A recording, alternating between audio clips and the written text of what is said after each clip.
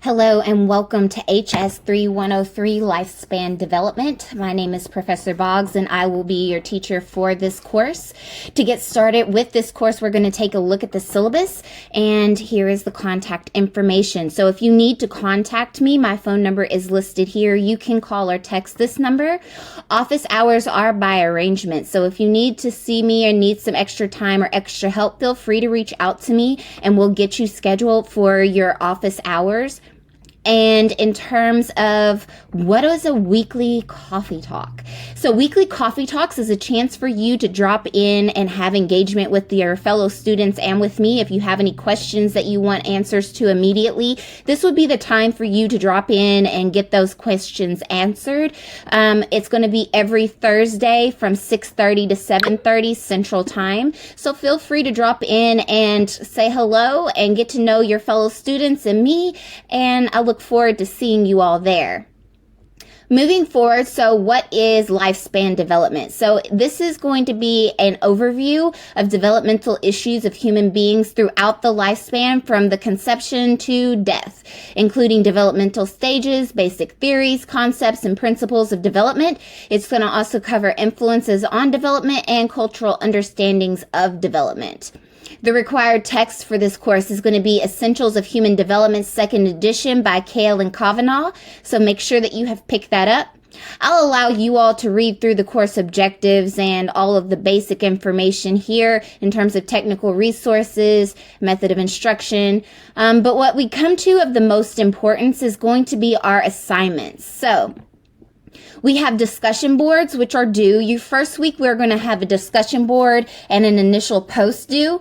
The initial post is going to be due by Friday the 23rd. This is your introduction, so it should be 2 to 3 paragraphs, or you can post a 2 to 3 minute video, whichever one you prefer, introducing yourself and telling us a little bit about you. And then by August the 25th, I expect you to review and check in with at least 2 of your peers.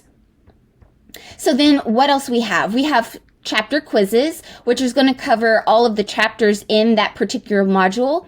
These are going to be bi-weekly every other Sunday, due by 11:59 Central Time. And then we have the movie review, which is due September the 8th. The movie review is going to be over Life's Greatest Miracle. There will be a link in that module for you to be able to view that movie, as well as the worksheet that is there in that module as well. On October 20th, we have a life map due. So what a life map is basically a map of your life over the traumas and significant events that's happened. So I want you to get down 10 significant events in your life that has contributed to who and where you are today. So, and then along with that life map, I want you to write a 1-page reflection of what it was like creating this life map and going through all of these accomplishments and journeys that you've had. And then finally, we have a reflection paper, which is due on November the 25th.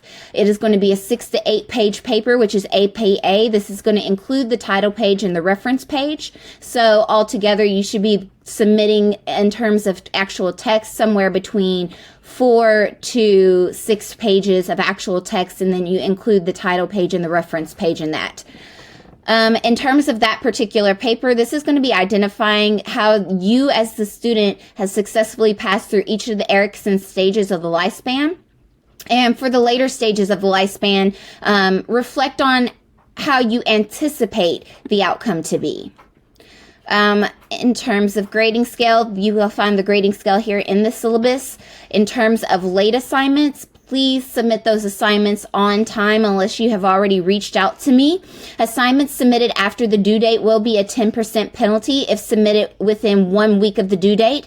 If you have submitted it after 1 week and there is no extension given, you will have a 0 on that assignment.